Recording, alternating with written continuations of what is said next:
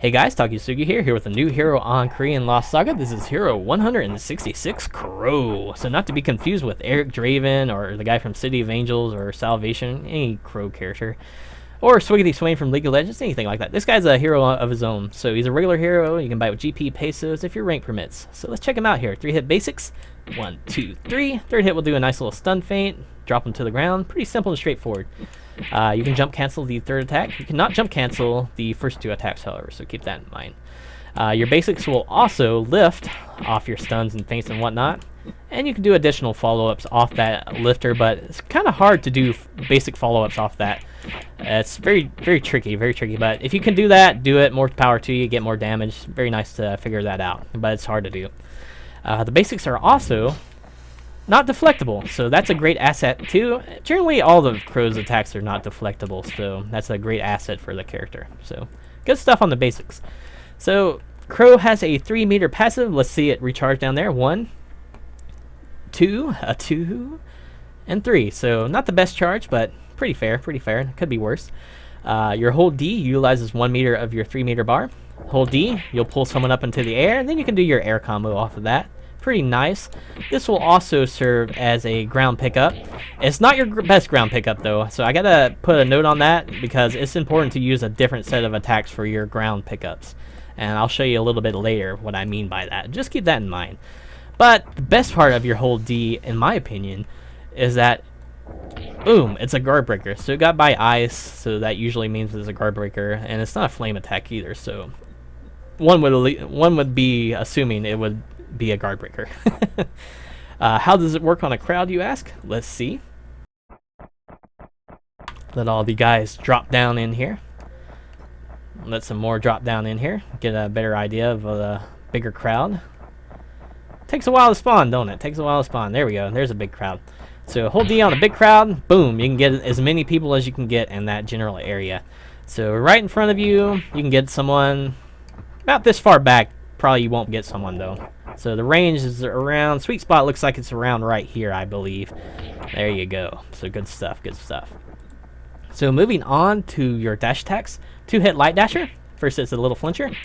Second hit's a nice long stun feint. Plenty of time to juggle off that. Your dash hold D utilizes 1 meter of your passive. If you let it go very quickly, it's not going to do hardly anything. It's not going to be worth it. But if you hold it down, it's going to send out a little pool of darkness and travel along the map. And if it connects with someone, it'll stun them, and then it'll teleport you to them, and then you can juggle off that very easily. Very nice skill there. This will also lift off grounded, and it's your best ground pickup because it puts them in a nice position where you can do your basic attacks off that. Compare that to the standing hold D, and then you can see the better ground pickup option because you can go into your jump cancel off that, and you know do your air combo off that. It's a much better option to do that compared to your hold D on the ground option, and it's very key to getting your air combo a lot more extended, and I'll show you what I mean by that a little bit later. But how does this work on the crowd, you ask? I'm glad you asked again. So get a little crowd out. So as long as it hits someone, it's going to stun feint them, and it will still do a little ground pop-up as well. So if your teammates are on the ball, they can juggle off that very easily. The teleport, however, you can see the teleport there. The teleport will only go to the closest person there, so I'm a little bit laggy, so I'm going to have to take all those guys off the screen there. So the teleport is only going to travel to the closest person, not the person in the back or anything. So moving on to the jump attacks. 3-hit jumpers. That's how it looks. First 2 hits are little flinchers. That was the second hit. That's the first hit. And the third attack is a nice long stun feint on the standing opponent. It will do a nice bounce down, however, on an airborne opponent. And you can do this back to back, but if you try it 3 times in a row, you'll get the input limiter, or the bounce limiter, I call it. You can only do it 2 times back to back in a certain duration. So let's say, let me show you the air hold D first, but you got the idea of the bounce limiter. You can do it 2 times in a row in a general time frame. The air hold D, you'll pull a little crow from the ground, and it'll pop someone up off the ground as well.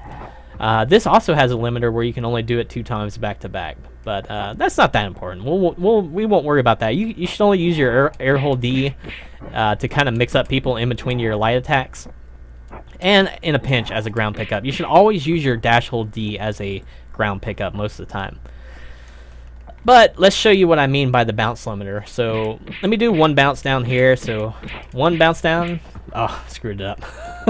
Try again, mulligan. One bounce down, and then he'll stand up, and then we'll try again. We'll try 2 bounce downs off this. So, oh, screwed up again. Let's screw it up again. Mulligan, guys, mulligan. This timing gets kind of funny on Crow here. So, do 1 bounce down, let him stand. What the hell is with this timing? Do 1 bounce down. There we go. So 1 bounce down, we'll let him stand back up. Give him a little time to stand up. Then we'll try another bounce down, 2, 3. Then we'll try it with the air hold D here. But we won't get it because we did the 1 bounce down, let him stand up, and then we tried the other bounce down after he stand up, and we got that, but we couldn't get the 3rd. So it's got a long time frame of that bounce limiter. The way you get around this, though, the go-to combo to get around this bounce limiter, and it does last long enough to do this, is this. So I'm going to show you the combo. Hopefully I don't screw it up on my first try. 2, 3. 1, 2, 3. Do the basics off that. Do your dash hold D off that. It does work. I know the pirate doesn't get up fast enough, but it does work. Trust me on that. Dash hold D. 2, 3. 2, 3. 1, 2, 3. Dash hold D. Oh, well, I did the hold D off that, and it worked too. So you can see the input limiter was, you know, the bounce limiter. I call it input limiter for some reason. The bounce limiter was extended because of those long basic attacks. And the reason I got all those basic attacks was because I did the dash hold D as my ground lifter in my combo. If I didn't do this, and I tried, like, you know, the air crow, it wouldn't have worked. If I had tried the ground hold D, it wouldn't have worked. I had to do the dash hold D on the ground to extend the combo a very long time. As long as I had passive, I could have kept going with that all day long. So it's pretty good. It's pretty good to do that. So moving on to the defensive properties of Crow. So your trinket works as a skill half feint counter. Not too bad there. And you have a 2-hit counter attack, which does a little bounce down, 2-hit bounce down. So that's his defensive properties. So weapon skill. Weapon skill, you summon a little puddle around yourself, and it'll hit someone a couple times, and then pop them back. So, you know, pretty average. This will hit grounded as well. It can work as a nice little, you know, combo resetter as well to do this, because it does, you know, get someone from quick rise status and resets the quick rise status. How does it work on a crowd? Always check how it works on a crowd, right? So, it works very good on a crowd. Boom, knocks them all back. Pretty good, pretty good. Armor skill. Now here's a doozy, guys. Here's a doozy. So armor skill is pretty interesting. So you pull out a little pool, trigger it once. The hands will hit. The hands will always hit after that. You can trigger it again. Boom. The hands didn't hit that time because I think he was out of range. But even if it runs out, the hands will usually hit as long as you put the hands right underneath them. Darn it, these quests. But generally with the armor, if you want to keep it really simple, you can do one drop damage. 2 drop damage, 3 drop damage, and this is not hard to do, and 4 drop damage, and then the hands should still hit after those 4 drops. Boom, and then you get the nice feint off that. Very, very cool. Now the catch is here, you can use this on a big crowd of people as well to do some neat stuff. So my characters are not spawning. There they go, there they go. Or wait, no, they're not there. Maybe I'm lagging out here. Oh wait, I gotta do this button, right? Brain fart, brain fart. So even if I do like one pull right here, boom, and do one over there, the hands are still going to hit. The hands are still going to hit, even if I move the pull, and then it'll still get feinted. You probably can get out of that with a half feint skill counter or something, but you know, you still get the drop damage and everything. It's very good. It's a very good armor skill. Very powerful. Very, very powerful. So onto the helmet skill. It's hard to outdo the armor skill. Helmet skill. Pull out a little clone behind someone, it'll hit them like 3 times and then do a bounce down status. This will work on grounded as well, and it'll hit multiple people as well. We'll just knock Dev K down there. You can see it picked up Dev K and hit multiple people in behind of him. So decent helmet skill there, decent helmet skill. Trinket skill, little pull around you. Again, this works as a half feint counter, and it puts a hard stun status on someone as well. So while this is in progress, you can actually hit someone in progress, and then you can walk away with a nice opportunity to combo. So it works out pretty nicely. And again, remember this dash hold D combo. You'll thank me. You'll thank me. Until they nerf it. They might end up nerfing that. I'm not too sure about that or not. So, you know, trinket skill also will hit ground and restand someone as well. So it's a nice little combo resetter. So that's Crow, guys. So he's got a lot of neat things about him. He's got these long damaging combos. He's got the great AoE potential from a range with his dash hold D. His dash hold D is a great ground pickup. He's got great ground pickup game. He's got the great guard breaker with the hold D there, which will get you into some of this stuff. It's very, very nice. But a lot of his stuff revolves around having that passive, so you will need the passive. He's not deflectable. Again, that's this guy's crazy. This guy's crazy. He's off the chain. He doesn't have the best range with his normals or anything, but you know, his dash hold D kind of makes up for that.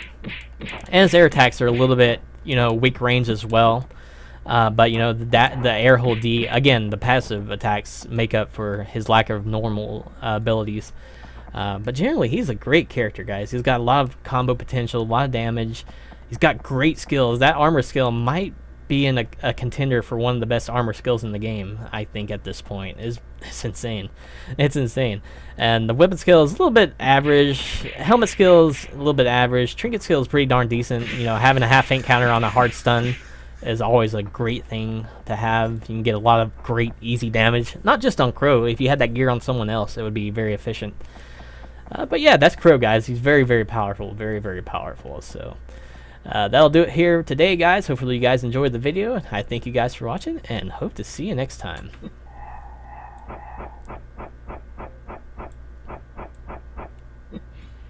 Can't rain all the time.